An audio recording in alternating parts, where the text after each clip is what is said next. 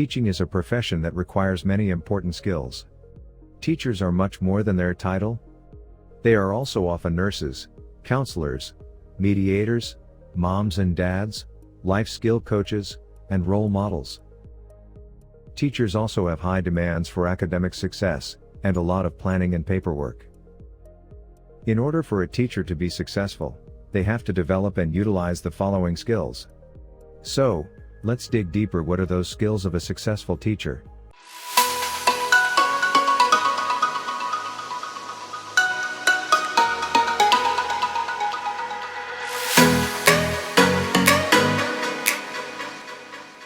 Relationship builder. This is the most important skill a teacher needs in their tool belt. It is imperative that teachers know this, and establish positive, caring relationships with their students. Students know when teachers are being sincere, and if they know and understand that they care for them and about them, then the sky's the limit. Students will work hard for someone they know is invested in them. This also helps students feel comfortable talking to teachers regarding things they are worried about, or if they are having issues at home. Teachers need to remember to put connections before content. This will make all the difference for them and their students. Classroom management. This is a skill that must be fine-tuned over time. Novice teachers usually need some help in this area from their mentors.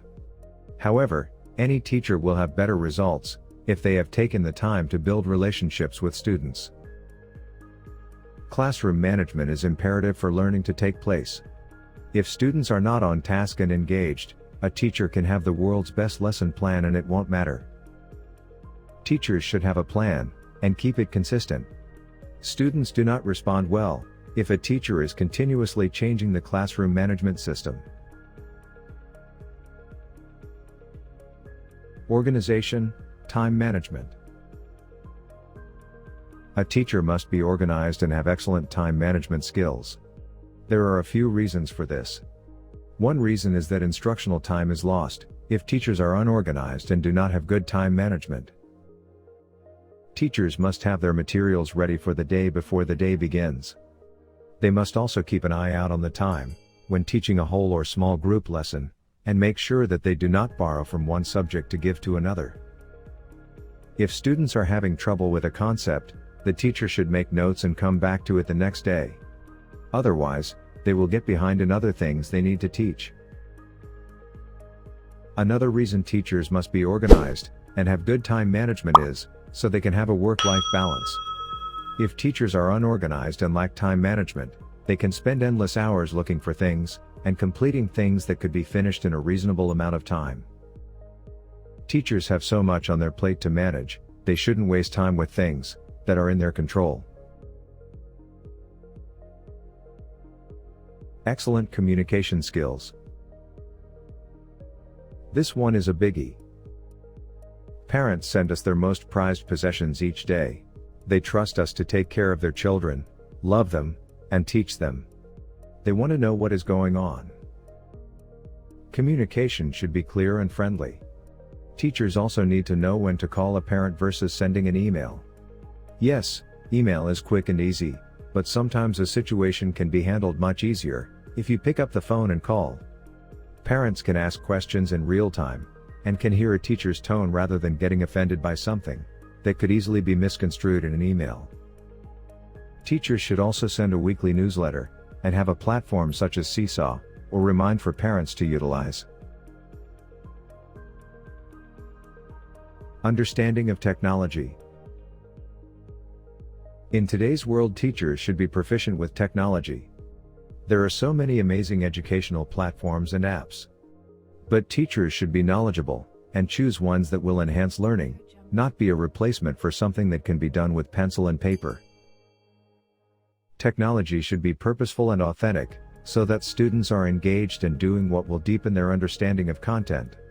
A bonus for being skilled in technology is being able to quickly adapt to remote learning during times that students cannot come to school, such as the current COVID-19 pandemic. Empathy, compassion. This should not be confused with building relationships. This is being trained in knowing, what students may face when they are not at school. Teachers should be aware of the trauma that students encounter and be able to recognize the signs of abuse, or know how to spot when something might not be quite right in a child's life. Most communities have outside agencies that would love the chance to educate teachers on these things, as well as provide resources for them. A teacher can be the one person to notice something and help save or change a child's life.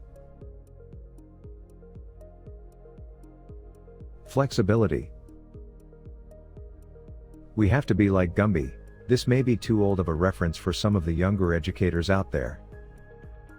In education, if you are not flexible, you will have a hard time coping. Flexibility is needed because so many things can happen to cause changes to your schedule, your lesson plans, your lunch, your meeting, and so on. You have to be willing to monitor and adjust so that you are making the most of any changes that come your way.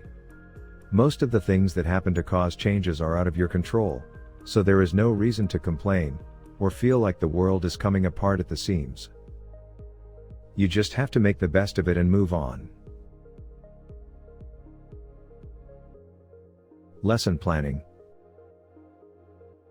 It is our job to make sure we teach all of our grade level standards. Before we can do that, we must be sure we unpack them, so we know exactly what they say and mean.